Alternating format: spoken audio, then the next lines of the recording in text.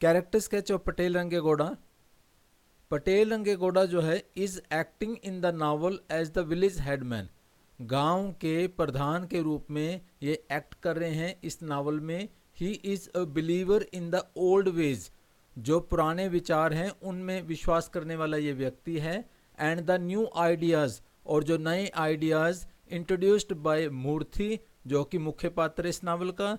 And the Gandhian movement, Mahatma Gandhi के चलाए गए आंदोलन द्वारा जो नए आइडियाज हैं तो उनमें भी ये विश्वास करता है। We find the following traits in his character. इसके कैरेक्टर में हम कई विशेषताएं देखते हैं, आइए हम पढ़ते हैं उनको। ट्रेडिशनल लीडर, पारंपरिक नेता। Rangegowda holds the position of the village patel. Village के पटेल की पोजीशन इनके पास है। अ ट्रेडिशनल लीडरशिप रोल, जो कि पारंपरिक रूप में एक लीडरशिप का रोल होता है पटेल के पास। दैट गिव्स हिम अथॉरिटी, जो उसको अधिकार देता है।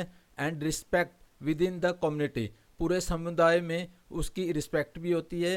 He is responsible for settling disputes, और इसका काम होता है कि जो आपसी डिस्प्यूट्स हैं, झगड़े हैं, उनको सेटल करने की कोशिश करे। And maintaining order with in the village, और गांव में एक व्यवस्था बनी रहे उसकी भी जिम्मेवारी इसके पास होती है। कंजर्वेटिव व्यूज, रूढ़िवादी विचार। Representing the old order and traditional values, जो पुरानी व्यवस्था है और पारंपरिक मूल्य हैं उन सारी चीज़ों का भी ये प्रतिनिधित्व करता है।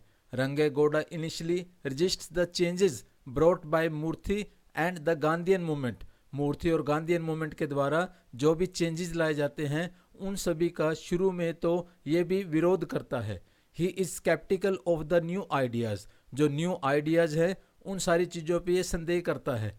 Particularly when it comes to breaking down the caste barriers, जब वो कास्ट बैरियर्स जो है, कास्ट सिस्टम जैसे बना हुआ था हमारे देश में, तो उनको रिमूव करने की जब वो बात करते हैं तो रंगेगौड़ा उन पे संदेह करने लगता है। Complex relationship with Moorthy, Moorthy के साथ जटिल संबंध। Though he is at odds with Moorthy's views on social reform, हालांकि जो मूर्ति के जो व्यूज थे सोशल रिफॉर्म के, तो उन सारी चीज़ों से पटेल रंगेगौड़ा सहमत नहीं होता। Rangegowda's relationship with Murthy is not entirely antagonistic, उसकी मूर्ति के साथ रिलेशनशिप बिल्कुल उसके ऑपोजिट भी नहीं थी, उनका विरोध भी पूरा नहीं था। He recognizes Murthy's integrity and sincerity, वो मूर्ति की जो सत्यनिष्ठा है और उसकी जो ईमानदारी है उन सारी चीज़ों को पटेल रंगेगौड़ा मानता है। But struggles to reconcile the new ideas with his traditional mindset, अपने पारंपरिक माइंडसेट के साथ जो उसके न्यू आइडियाज हैं कोशिश करता है कि उन दोनों में सामंजस्य वो बिठा सके। मॉरल अथॉरिटी, नैतिक अधिकार। Rangegowda's position as the village headman is not just about power and control. Rangegowda की जो पोजीशन है गांव के हेडमैन के रूप में न केवल सिर्फ उसकी पावर और उसका नियंत्रण है। He is seen as a wise and just leader, उसको एक बुद्धिमान और न्यायप्रिय नेता के रूप में देखा गया है। With a sense of moral authority, जिसके पास पूरा नैतिक अधिकार भी है, जो कि derived from his understanding of the village customs and traditions, गांव के जो कस्टम्स हैं या परंपराएं हैं उन सारी चीज़ों की वो अच्छी अंडरस्टैंडिंग रखता है, तो इसलिए उन सभी पे ये अधिकार भी रखता है। इंटरनल कॉन्फ्लिक्ट, आंतरिक मनमुटाव। एज द स्टोरी प्रोग्रेसेस, जैसे जैसे कहानी आगे बढ़ती है, रंगेगौड़ाज कैरेक्टर एक्सपीरियंसेस इंटरनल कॉन्फ्लिक्ट, उसका जो कैरेक्टर है वो काफ़ी एक्सपीरियंस करता है आंतरिक संघर्ष को भी।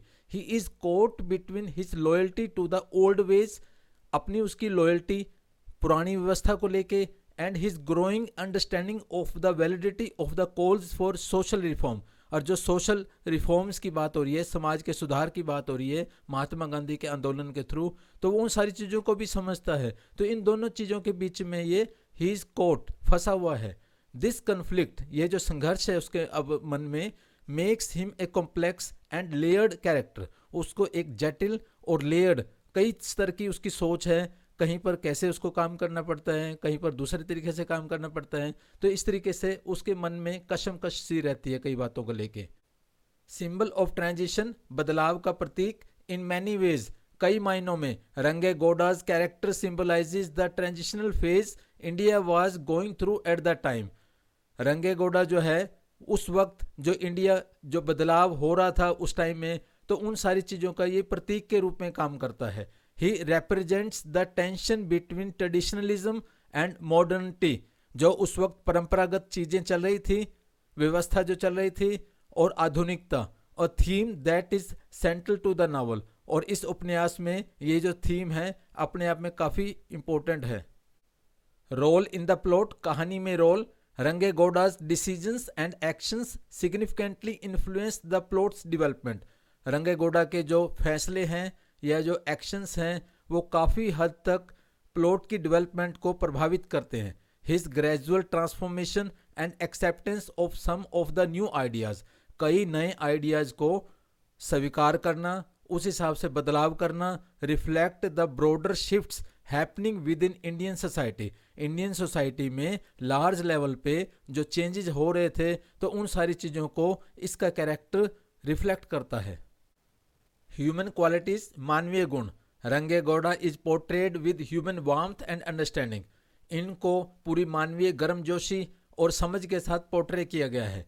His struggles and his efforts to do what he believes is right make him a relatable character. इनके जो स्ट्रगल्स हैं या एफर्ट्स हैं या जो कुछ ये जैसा विश्वास करते हैं, ये सारी चीज़ें इनको एक भरोसेमंद कैरेक्टर बनाती हैं। हिज विजडम, इनकी बुद्धिमत्ता, experience, ultimately his adaptability add depth to his character, और कई चीज़ों के प्रति अनुकूल क्षमता इनके कैरेक्टर को डेप्थ प्रदान करती हैं। Thus we see his development throughout the novel reflects not just personal growth but also the broader social evolution taking place at the time. इस प्रकार हम देखते हैं इनका जो विकास है throughout the novel reflects not just personal growth, न केवल इनका व्यक्तिगत विकास है but also the broader social evolution, व्यापक सामाजिक विकास है वो taking place at the time, जो उस वक्त समाज में हो रहा था। Thank you. Subscribe please.